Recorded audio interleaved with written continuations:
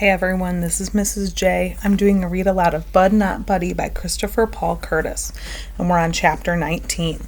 If you're following along with me in the book, we're on page 214. Man, ever since they heard me call my mama's name, Hermione Calloway has locked himself up in his room and wouldn't come out. Mr. Jimmy and Miss Thomas made me sit at the kitchen table whilst they knocked on his door and tried to talk him into opening it up. But the way they kept saying, "Herman," soft at first, then louder and louder, it sounded like he wasn't talking back. After the longest while, they decided to let the big baby have his own way and came back downstairs. They all sat at the kitchen table with me. Miss Thomas looked at me and said, "My, my, my." Mr. Jimmy said, "Now look here, Bud." He wiped his hands over his face. "You're sure your mama's name was Angela Janet?" I said, "Yes, sir." "And you both had the same last name? Her last name was Caldwell, too? She never said nothing about being no Calloway?" I spelt it out for him. "No, sir. Her name was Caldwell. Caldwell. Seemed like he finally believed me. He said, Okay. I hope you don't mind me asking, Bud, but it's pretty important that we know. How'd your mama pass? How long ago was it?" Pass was just like gone. It was another one of those words grown folks use instead of dead. I said, "I was 6 years old when it happened, sir. I don't know why. She was too sick to go to work for 6 days in a row. Then one morning I went into her room and she was dead. But she didn't suffer or nothing. It happened real quick. She didn't even have time to close her eyes. She didn't look like it hurt at all, or nothing." Miss Thomas reached across the table and touched my arm, and she said, "I'm sure it didn't, Bud. I'm sure it was very peaceful for her." Mr. Jimmy said, "When she was living, Bud, God rest her soul, what did your mama look like?" This was another strange question. But before I could answer, Miss Thomas said, "James, what are you insinuating? I knew there was something familiar about this boy. I don't know how I missed it before, but look at Bud's eyes. And you have to ask if this is Herman's grandchild?" Mr. Jimmy said, "Now, hold on, Grace. I'm just trying to ask questions I knowed Herman asked if he could. Ain't a thing wrong with being certain before we jump to any conclusions. Now, what'd she look like, son?" I said, "She was real pretty, sir." Mr. Jimmy said, "I bet she was, Bud, but that ain't what I meant. Was she short or tall? Was she thin or big-boned?" I said, "I don't know, sir. She was real pretty and real tall and kind of skinny like me, I guess." Miss Thomas said, "James, Bud was 6 years old. Everyone on the earth was real tall to him. I don't see the point in all this." I said, "Pardon me, ma'am. I know how I can show you what she looks like. I still got her picture." They just stared at me. I said, "Can I be excused?" Miss Thomas said, "Yes, son. Hurry up. Go get that picture." I busted up the stairs, but stopped like I hit a brick wall. I remembered how mad and crazy Hermione Calloway looked when he yelled at me, so I tippy-toed up the rest of the steps. Uh-oh. Hermione Calloway's door was open up a crack. I held my breath and tiptoed extra quiet and extra fast right into the little dead girl's room, and as soon as I did, whoop, zoop, sloop, my heart jumped down into my stomach. Hermione Calloway was sitting on the little chair in front of the little mirror on the dressing table. His elbows were on the table and his face was covered by his hands. It sounded like he was having trouble breathing, because every time he sucked in a bunch of air, he made a sound like muh, and every time he blew in a bunch of air out, it sounded like huh. I didn't know what to do. I could tell Mr. C didn't know I was in the room with him, so I probably could just backward tiptoe and get out of there without anything happening. I rose up onto my toes and took 2 baby steps back and stopped.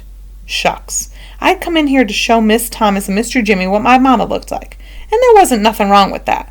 I wasn't doing nothing wrong that meant I had to sneak back out of this room on my tippy toes and go backwards. I sucked in a mouthful of air and walked to my bed. I picked up my sax case and set it on top of my bed. I pushed the 2 silver buttons together to the side, and the 2 silver tongues jumped open and made those loud click-click sounds. Hermione Calloway still didn't take his face out of his hands. He kept going, "Muh, huh, muh, huh, muh, huh." I reached inside my sax case and took out the envelope with Mama's picture in it. I closed the 2 silver tongues again, and I could tell that Mr. C wasn't paying no mind to me at all. He kept his face back in his hands. He kept his face in his hands. His head was rocking up and down real slow, sort of like he was checking to see how much it weighed. I put my sax case back on the bed, and I was about to leave the room when I looked over at Harmony Calloway's back. He still didn't know I was in the room with him.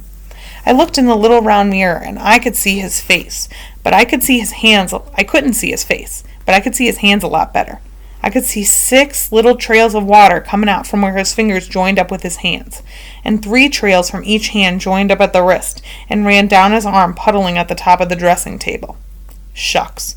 Harmony Calloway was bawling his eyes out. He was acting like me being his grandson was the worst news anyone could ever give to you in your life. This was number 39 on Bud Caldwell's Rules and Things for Having a Funner Life and Making a Better Liar Out of Yourself. Rules and Things number 39. The older you get, the worse something has to be to make you cry. With babies, it's easy not to pay no mind to them because crying's just like talking for a baby. A baby's tears might mean, hey, you just stuck a pin in behind when you changed my diaper. Or their crying might be the way they picked out to say, good morning, Mama, what are we going to do today?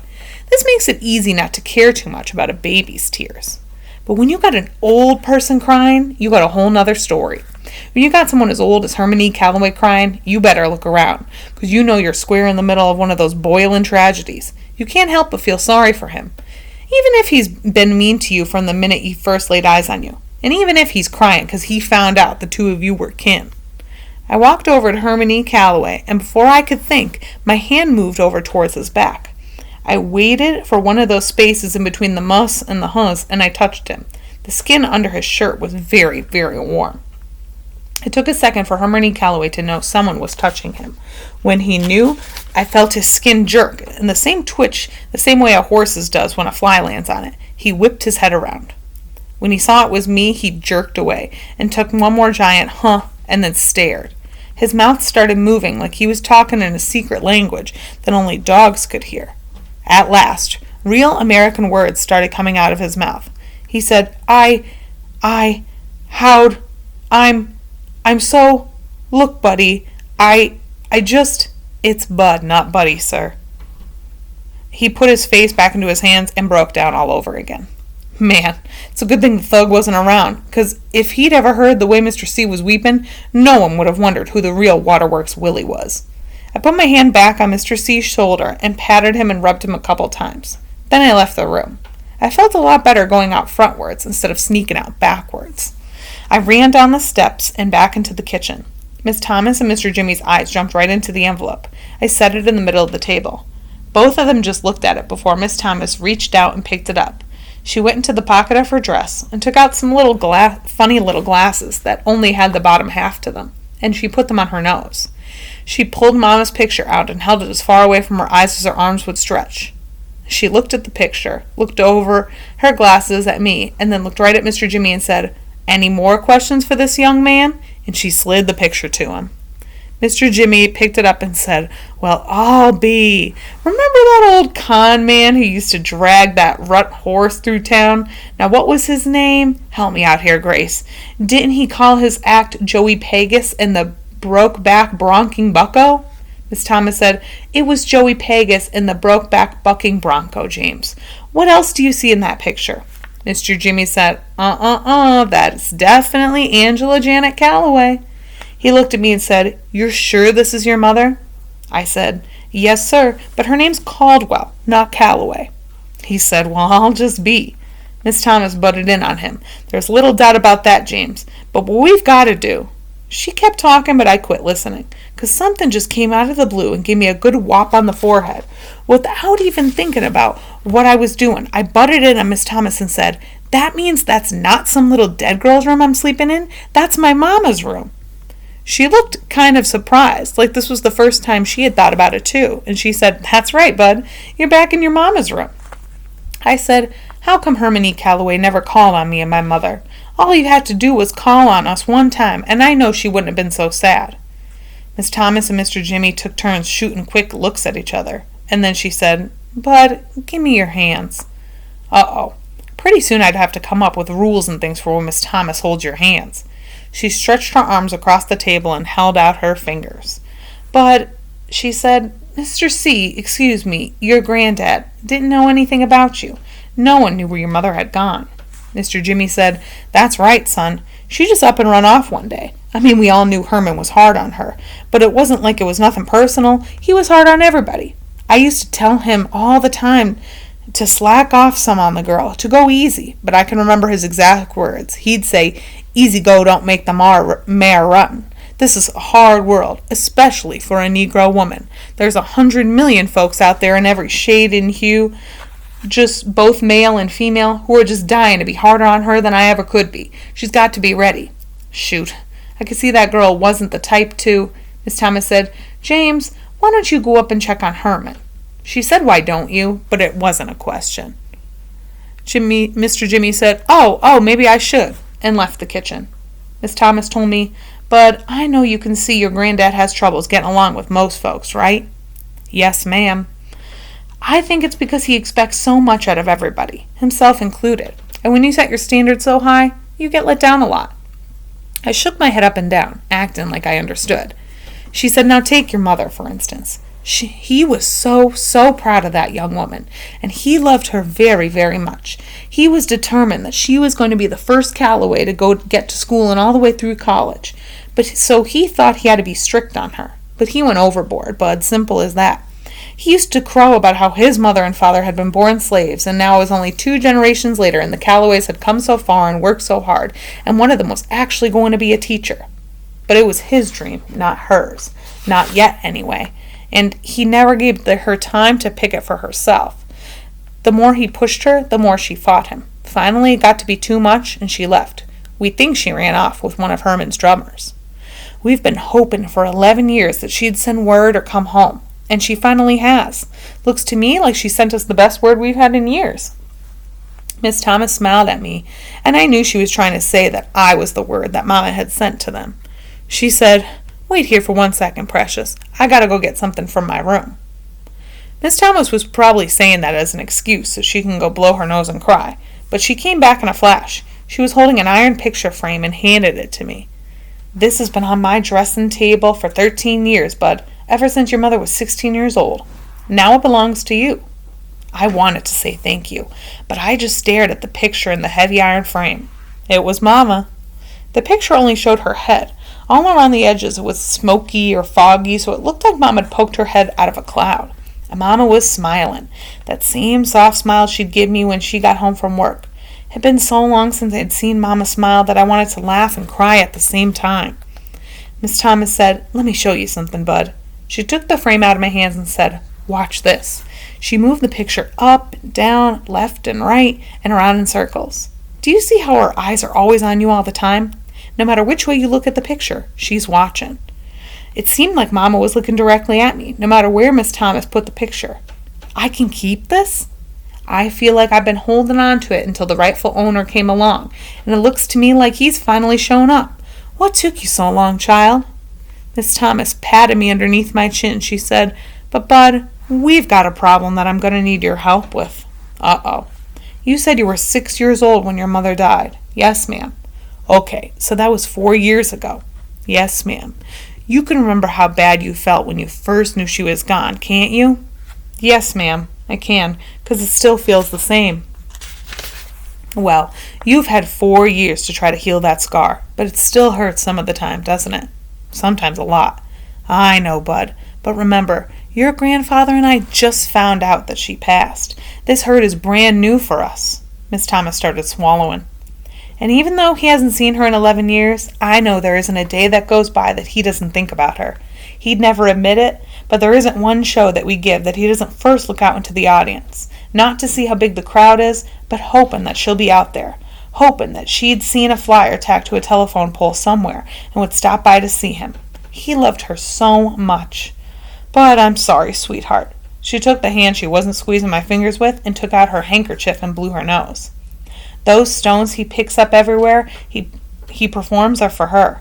She must have been 4 or 5 years old, and the band was getting ready to travel to Chicago for a week, and before we left he asked her what she wanted him to bring back for her. He was thinking a doll or a dress or something, but she told him, 'A walk, Daddy. Bring me back a walk from Chicago.' So everywhere we went after that, he'd get her a walk. He'd write the city and the day that we were there on them for her. He's got boxes of them upstairs, 11 years' worth. So, Bud, I don't know how Herman is going to be feeling after all this. That's where I need your help. You're going to have to remember that both Herman and I loved your mother just as much as you did." That didn't seem possible to be true. Not because it didn't seem like anyone could love my mother as much as I do, but because it didn't seem like Hermione Calloway could love anyone at all. Miss Thomas said, "So if you can remember, Bud, be patient with him. That ornery man upstairs is very, very hurt right now, and I just can't say where he's going to land after this news gets through blowing him around." Miss Thomas started doing that stingy-eyed blinking. "So we're going to have to give him some time. We're going to have to let him find out how he feels before—" Mr. Jimmy came into the kitchen. "Grace," he said, "he wants you." Hermione Calloway was making everyone feel like they had the blues. It looked like Mr. Jimmy just wiped some tears from his eyes, too. Miss Thomas came around to my side of the table and gave me a hug. She said, "You okay?" I said, "Yes, ma'am." She said, "Should I go see how he's doing?" "Yes, ma'am." She left the kitchen and Mr. Jimmy went into the living room. I picked up Mama's picture and put it back in the envelope. Mr. C chose a good name for his house, because not a second went by before the door came open again and the dusky devastators of the Depression walked in, talking like it was going out of style. As soon as they saw me, they all got quiet. Doo-Doo Bug said, "Hey, Sleepy LeBone, where's everyone at?" I didn't want to embarrass anyone by saying that all the grown folks were sitting all over the house sobbing their eyes out. So I just said, "They're around." I remembered not to call the band sir. Steady said, "Well, it's you we wanted anyway." He put my old cardboard suitcase on the table and said, "I told the fellows how hard you've been hitting the recorder and how proud I was of you. So we put a couple nickels together." He acted like he was yelling into the other room. "And Lord knows on the peanuts that we get, it was a real sacrifice." He slapped some skin with Dirty Deed and then started talking regular again. "Anyway, the thug saw something at the pawn shop and we picked it up for you." "Can I open it?" The thug said. "Well, if you don't, I don't know who will." Eddie slid the cardboard suitcase over to the front of me. It looked worse than the one I used to carry around. One of the snaps was busted clean off and the other one was stuck. Steady Eddie said, "It's what's inside that's interesting. Just pull the snap real hard." I pulled the snap and it came right off in my hand. The thug said, "I knew it. The boy's too country. He ain't used to handling fine merchandise. We should have given it to him in a paper bag." I opened the suitcase. Whatever it was wrapped up in crinkly, wrinkly newspapers. I started pulling the newspapers off, and I could tell their gift was real heavy. All of a sudden, a shiny piece of gold showed through. I snatched more of the papers off, and I couldn't believe my eyes.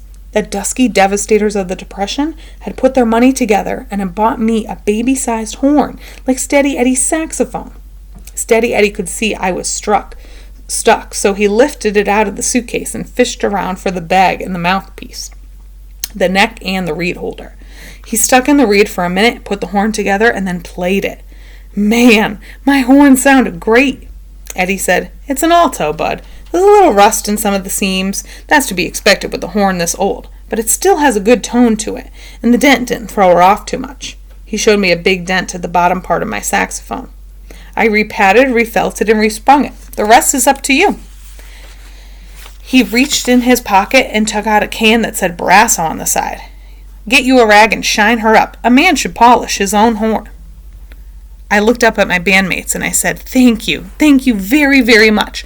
I'll practice on this so much that I'll be as good as you guys are in about 3 weeks. Doodlebug said, "Oh, now that's cold." I said, "Really, I will." The band just laughed, so I did too. Eddie said, "Well, Mr. LeBone, I'll tell you what. Since you're so hot to get in this band, I'd better get you started on your lessons right away." He pulled out a big silver watch that was tied up to a long chain outside his pockets. "I'm going by Tyler's for a while now, but I should be back around 7. If you got your axe polished up by then, I'll bring some sheet music along and we could get started. Sound good?" His toothpick jumped with each word. "Sounds great, Steady." Eddie took the strap off of his neck and handed it to me. I put it on and Eddie handed me my saxophone for the very first time. It was the perfect weight. I said, "Can I be excused?" Dirty Deed said, "What, you ain't gonna blow us some notes? We want to hear what you got, Mr. 3 weeks from now." I said, "I'll let you hear me in 3 weeks when we're all on the stage together." They all laughed again, and the thug said, "I'm gonna let you in on something, Sleepy LeBone. There's certain members of this band that you will be out playing in 3 weeks. but it's going to take you a whole lot longer to top me. On the real tip, it's going to take you at least 10 years before you're even able to hold my drumsticks. Steady Eddie said, "Yeah, and that's about 9 years and 10 months longer than you'll be with the band, Thug." The Thug said, "Aw, man, you ain't going to start that up again. You got to let me know what you heard." I said, "Can I be excused?"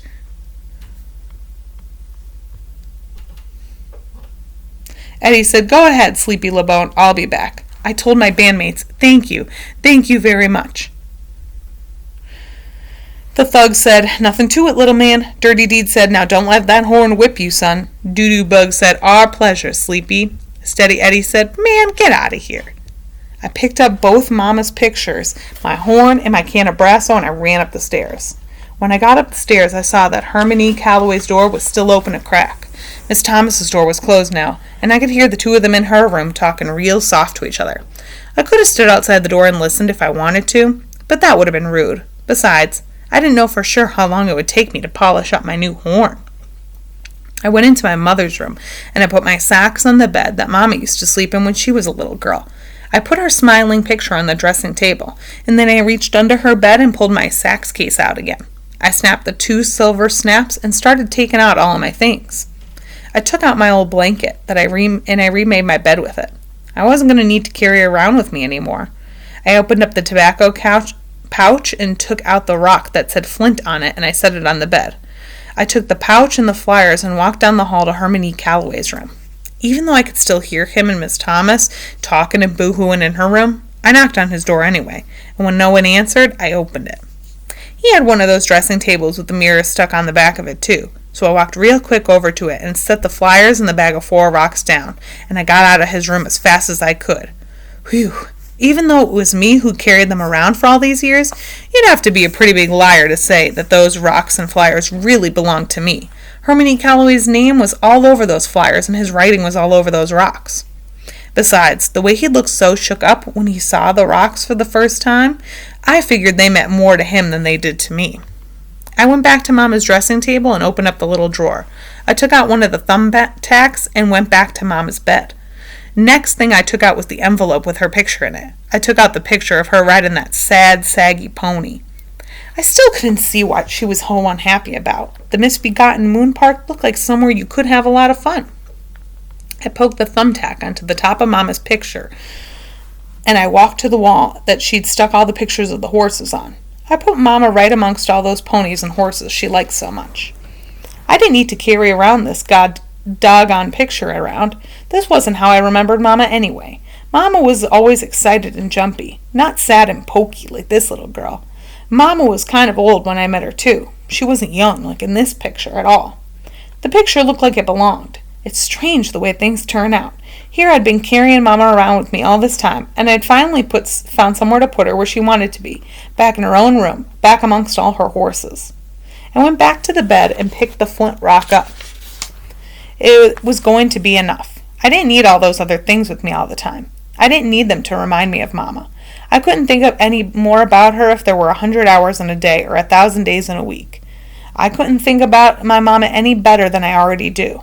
All I have to do is remember her hand on my forehead when she'd ask me something like, "Baby, are you sick? Have you got a temperature?" All I'd have to do is remember Mama letting me dry the dishes after she'd washed them. How she used to say no one in the world could dry a plate the way I could. All I'd have to do was take 2 or 3 deep breaths, and all I could think of all the books she'd read to me at night, and remember that how long it took she'd read until I was asleep. Desmond Malone was right. I was carrying Mama inside of me, and there wasn't anyone or anything that could take that away from me or add to it either. The 1 rock from Flint would be enough. I set it into my sax case. Then I picked up my saxophone. It was the most beautiful thing I'd ever seen. I wet the reed the same way I'd seen Steady Eddie do, and then I clamped onto the mouthpiece. I closed my eyes and counted to 10. If after I got to 10 I blew the horn and it sounded pretty good, I knew I'd be playing along the Dusky Devastators of the Depression in a week or 2. If it didn't sound too good, it meant I'd have to practice for a couple months before I'd be good enough to get on stage with them. 1, 2, 3, 4, 5, 6, 7, 8, 9, 10. I puffed my cheeks and blew as hard as I could.